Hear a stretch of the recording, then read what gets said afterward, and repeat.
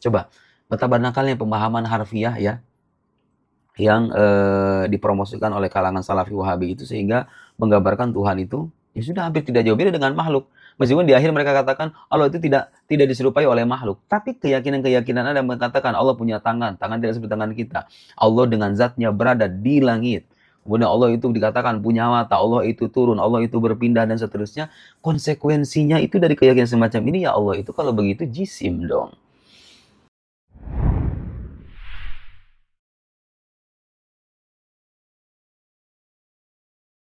Allah turun ke langit dunia di sepertiga malam yang terakhir. Setiap malamnya. Diriwayatkan Al-Bukhari dan Muslim dari sahabat yang mulia Abu Hurairah radhiyallahu anhu, Rasulullah sallallahu alaihi wasallam bersabda, "Yanzilu Rabbuna tabaraka wa ta'ala kulla lailatin ila as-sama'id dunya hina yabqa thuluthul laili al-akhir." Rabb kita tabaraka wa ta'ala yang maha berkah lagi maha tinggi turun setiap malamnya ke langit dunia ketika tersisa sepertiga malam yang terakhir. Yaqul, seraya berfirman, "Man yad'uni fa astajib lahu." Siapa yang berdoa kepadaku, maka pasti aku mengabulkan doanya. "Man yas'aluni fa u'tiyahu."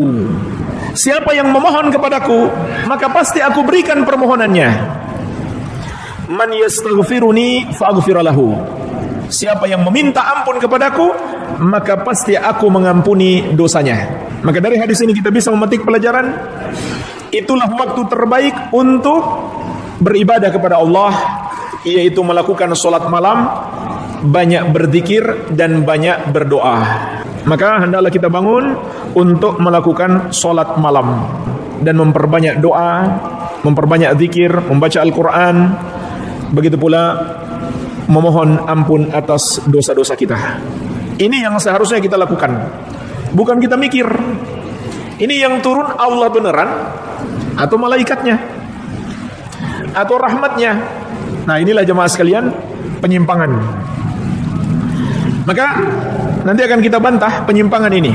Tapi sebelumnya kita tegaskan terlebih dahulu, wajib kita mengimani Allah turun ke langit dunia.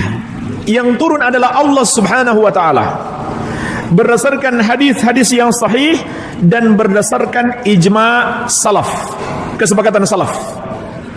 Rasulullah sallallahu alaihi wasallam dan para sahabat, tabi'in, tabi'ut tabi'in, termasuk imam yang 4, semuanya mengimani Allah turun ke langit dunia, betul-betul turun. Tidak ada yang menafsirkan yang turun itu bukan Allah, tapi rahmatnya. Allah nggak turun, rahmatnya saja. Tidak ada yang mengatakan, baik dari kalangan sahabat maupun ulama ahlus sunnah setelahnya, yang turun itu adalah keputusan Allah, bukan Allah. Tidak pula ada yang mengatakan yang turun itu adalah malaikat, bukan Allah Subhanahu wa ta'ala. Maka itu termasuk penyimpangan, menyelisihi ijma' salaf. Dan inilah jemaah sekalian pentingnya kita selalu merujuk kepada salaf dalam memahami hadis. Dan sudah kita sebutkan ucapan-ucapan salaf, dalil-dalil tentang sifat-sifat Allah, amiruha kama jaa. Ulama salaf mengatakan biarkan seperti dia datang. Tidak boleh kita takwil macam-macam tanpa ilmu, tanpa dalil. Menakwilkannya hanya berdasarkan akal kita, perkiraan kita, perasaan kita, tidak berdasarkan ilmu. Jadi itu menyelisihi manhajus salaf. Maka kita harus mengimani Allah turun dari atas ke bawah. Tetapi jemaah sekalian, ingat kaidah-kaidah. Kita mengimani turunnya Allah sesuai dengan keagungan dan kebesaran Allah. Tidak boleh kita samakan dengan turunnya makhluk. Ingat kaidah, wajib bagi kita mengimani sifat-sifat Allah tanpa melakukan tahrif dan ta'til.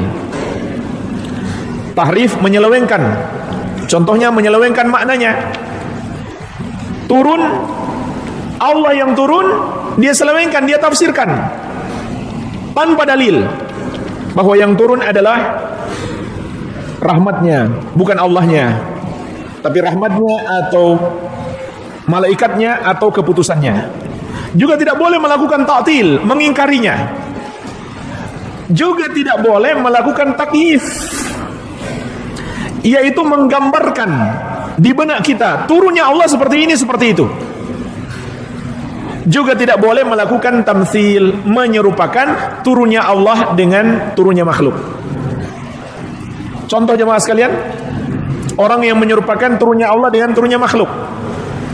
Dia mengatakan kalau Allah turun berarti arsy-Nya kosong. Allah sekarang ada di bawah. Maka orang ini yang mengatakan seperti ini, dia telah menyerupakan Allah dengan makhluk. Jadi jangan kita bayangkan seperti itu. Jangan pula kita samakan Allah dengan makhluk turunnya. Kalau makhluk betul, sekarang kita ada di lantai 2, nanti kita turun ke lantai 1, di atas kosong, kita nggak di atas lagi. Jangan kita bayangkan Allah seperti itu. Itu turunnya makhluk. Bagaimana turunnya Allah? Kita tidak tahu. Cukup bagi kita mengimani turunnya Allah sesuai keagungan dan kebesarannya. Sampai di situ saja. Jangan kita gambarkan di benak kita. Jangan kita serupakan dengan cara turunnya makhluk. Jadi nggak boleh kita bayangkan apapun. Yang jelas maknanya turun dari atas ke bawah. Tapi jangan kita samakan turunnya Allah dengan turunnya makhluk. Dan juga jemaah sekalian, kalau dikatakan sekarang atas kosong karena Allah berada di bawah, berarti atas dan bawah itu kalau digabung lebih besar dong daripada Allah. Kan nggak mungkin. Allah yang maha besar. Kalau kita turun ke bawah dari atas, di atas kosong, karena masjid ini lebih besar daripada kita. Sedangkan Allah maha besar. Makhluk seluruhnya kecil sekali. Bumi seluruhnya dan langit seluruhnya kelak akan digulung oleh Allah dengan 2 tangannya. Langit digulung dengan tangan kanannya, dan bumi seluruhnya digulung dengan tangan kirinya. Itu langit yang 7, bukan satu langit. Kecil sekali. Bagaimana mungkin kita bayangkan Allah turun berarti di atas kosong, sekarang Allah ada di bawah. Jadi itu termasuk kita membayangkan tentang Allah tanpa ilmu. Jadi 4 ini yang harus kita hindari selalu. Tahrif, ta'til, takyif, dan tamtsil. Ini nggak usah kita rinci lagi ya, karena sudah kita jelaskan di awal. Juga tidak boleh melakukan tafwid. Tafwid itu artinya dia serahkan maknanya kepada Allah. Sebenarnya itu bagian dari ta'til, yaitu tafwid. Apa itu tafwid? Menyerahkan maknanya kepada Allah. Ini nggak boleh. Jadi misalkan dia mengatakan, saya imani hadis-hadis Allah turun ke langit dunia, tapi apa arti turun kita nggak tahu, kita serahkan saja kepada Allah. Itu bukan manhaj salaf. Itu juga bukan manhajus salaf. Ada orang yang salah mengira, mereka menganggap itu manhajus salaf. Tidak ada manhajus salaf seperti itu. Karena kata-kata dalam bahasa Arab itu dapat dipahami. Dapat dipahami artinya. Sebagaimana kata Imam Malik rahimahullah ta'ala, al-istiwa'u ma'lumun wal kaifu majhulun wal imanu bihi wajibun was su'alu anhu bid'atun. Istiwa Allah dimaklumi, maksudnya maknanya kita tahu. Sama dengan turun, maknanya kita ketahui. Jemaah sekalian, kalau maknanya kita nggak bisa tahu, apa gunanya ayat dan hadis sampai kepada kita? Apa gunanya? Kalau kita nggak bisa ngerti artinya, kan diturunkan supaya kita pelajari, kita ngerti, kita yakini, kita imani. Bagaimana mungkin kita nggak tahu? Kalau sahabat nggak tahu, apa mereka nggak akan bertanya kepada Nabi SAW? Sahabat selalu bertanya kalau mereka tidak tahu. Kalau nggak tanya kepada Nabi SAW, tanya kepada sahabat yang lain. Jadi nggak mungkin maknanya tidak bisa diketahui. Kata Imam Malik, istiwa diketahui maknanya. Dan ini berlaku untuk semua sifat Allah. Tetapi al-kaifu majhulun. Bagaimana kaifiyahnya, bentuknya, Allah istiwa seperti apa, Allah turun seperti apa, itu tidak kita ketahui. Kenapa tidak kita ketahui? Karena Allah tidak memberitahukan kepada kita. Karena Allah tidak memberitahukan kepada kita. Kemudian mengimaninya wajib. Mempertanyakannya, yaitu menanyakan bagaimana sih caranya Allah turun? Kata Imam Malik rahimahullah, itu pertanyaan yang bid'ah. Karena dulu sahabat tidak pernah menanyakannya. Baik. Jadi ini yang harus kita hindari dalam beriman kepada sifat-sifat Allah. Tahrif, ta'til, takyif, tamtsil, begitu pula tafwid. Jadi maknanya bisa kita ketahui. Adapun bagaimana kaifiyahnya, itu yang kita serahkan kepada Allah. Seperti apa turunnya Allah, itu kita serahkan kepada Allah Subhanahu wa taala. Baik, jemaah sekalian, bagaimana membantah orang-orang yang mengingkari turunnya Allah Azza wa Jalla ke langit dunia ini? Apakah mengingkarinya dengan ta'til atau dengan cara tahrif, yaitu dia selewengkan maknanya? Dia katakan yang turun itu bukan Allah, tetapi rahmatnya atau keputusannya atau malaikatnya. Maka kata Syekh, kita bantah mereka dengan 3 rumus yang telah kita pelajari dulu pada pembahasan kaidah. Ingat selalu 3 rumus ini. Ini bisa digunakan untuk membantah semua penyimpangan atau penakwilan yang menyimpang dalam al-asma wa sifat. Apa 3 rumus itu? Pertama, kita katakan kepada mereka, penakwilanmu menyelisihi zahirun nusus, zahirnya dalil, menyelisihi zahirnya dalil. Padahal dalam bahasa Arab pada asalnya kita harus mengambil zahir. Nggak boleh kita takwilkan kecuali kita takwil berdasarkan ilmu, dengan dalil atau dengan qarinah-qarinah. Ya, pernah saya berikan contoh. Jadi ini kaidah dalam bahasa Arab. Bahasa Arab itu pada dasarnya, bahkan bukan hanya bahasa Arab, bahasa kita juga. Pada dasarnya kita ambil zahirnya, kecuali ada qarinah yang menunjukkan yang dimaksud bukan zahirnya. Contoh jemaah sekalian, kita katakan saya melihat singa. Nggak boleh ditafsirkan, oh maksudnya singa itu orang pemberani. Tidak. Itu harus dipahami singa beneran. Kecuali kalau ada dalilnya. Saya melihat singa di atas mimbar. Nah, dalilnya apa? Di atas mimbar. Berarti bukan singa beneran yang dia maksud nih. Maksudnya orang yang pemberani, ahli pidato, berapi-api, nggak takut dia menyampaikan kebenaran. Jadi bisa ditakwil seperti itu kalau ada dalil. Itu dalam bahasa Arab. Dan mungkin di bahasa kita juga seperti itu. Baik. Ini jawaban yang pertama. Jawaban yang kedua, penakwilan kalian bahwa yang turun itu bukan Allah, tapi rahmatnya saja, atau keputusannya, atau malaikatnya, itu menyelisihi jalan salaf, bahkan ijma' salaf, menyelisihi Rasulullah SAW dan para sahabat. Karena Nabi SAW dan para sahabat tidak pernah menakwilkan seperti itu. Dan kita sudah tahu bersama, hanya ada satu jalan yang benar, selain itu adalah menyimpang.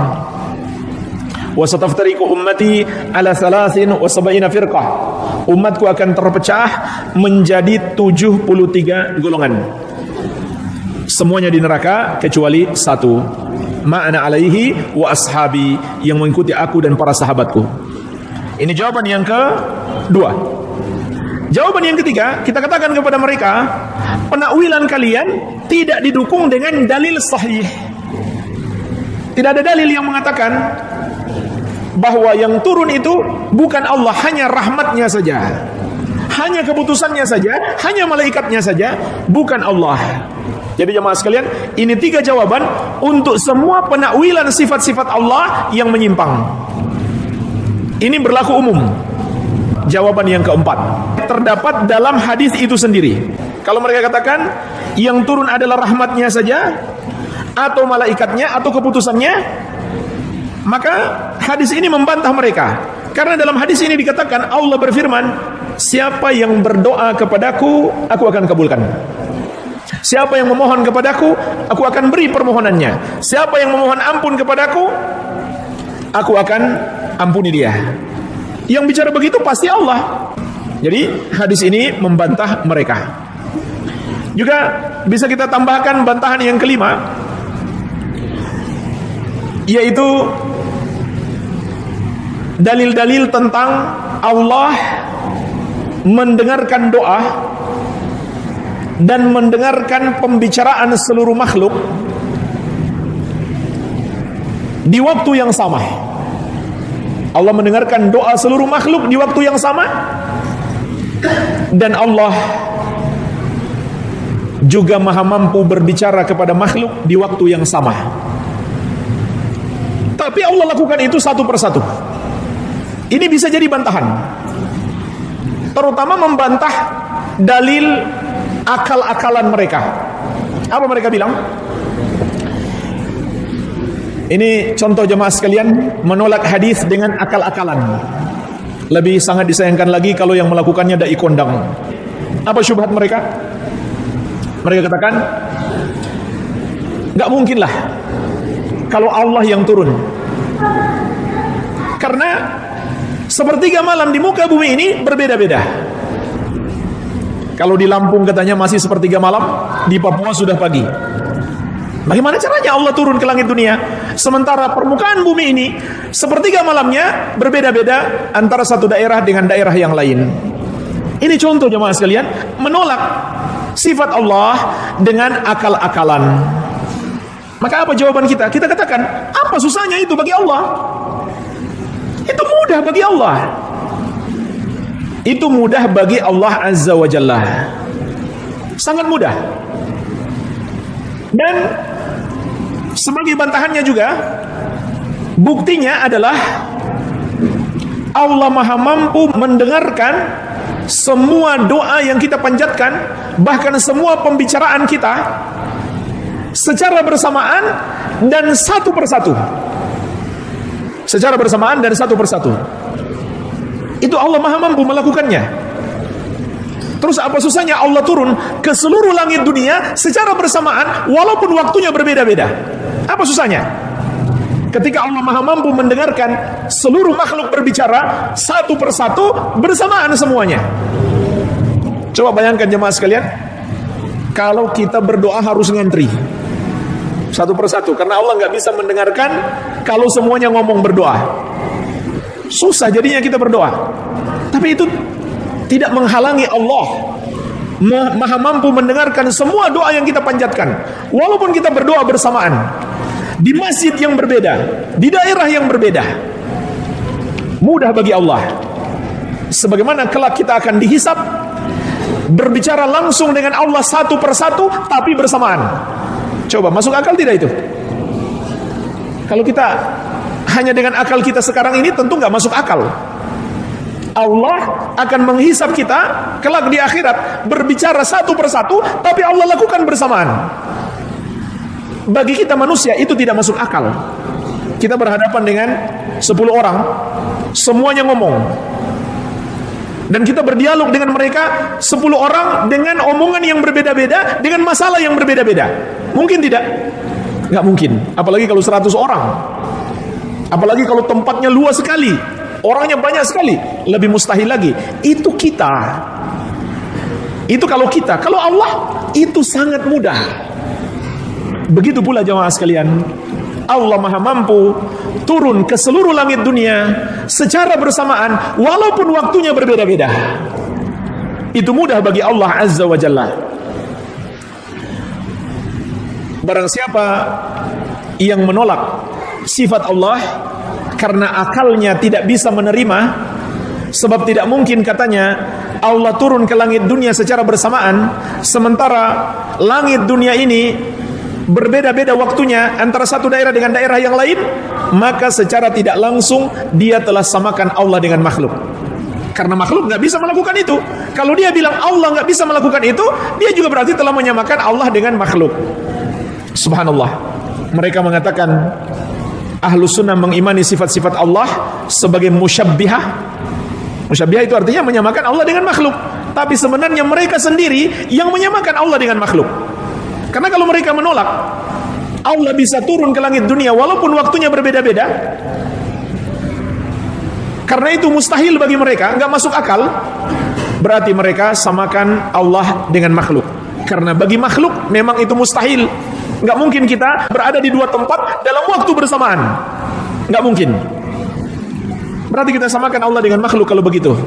Jika kita yakini Allah tidak bisa turun ke langit dunia hanya karena alasannya waktu sepertiga malam yang terakhir itu berbeda-beda antara satu tempat dengan tempat yang lain. Padahal Allah telah berfirman, "Laisa kamitslihi syai'un wa huwas samiul basir." Tidak ada yang serupa dengan Allah dan Allah Maha mendengar lagi Maha melihat.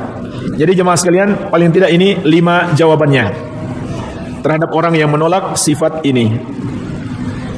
Maka seharusnya yang kita sibukkan adalah berdoa kepada Allah di sepertiga malam yang terakhir, memohon hajat-hajat kita.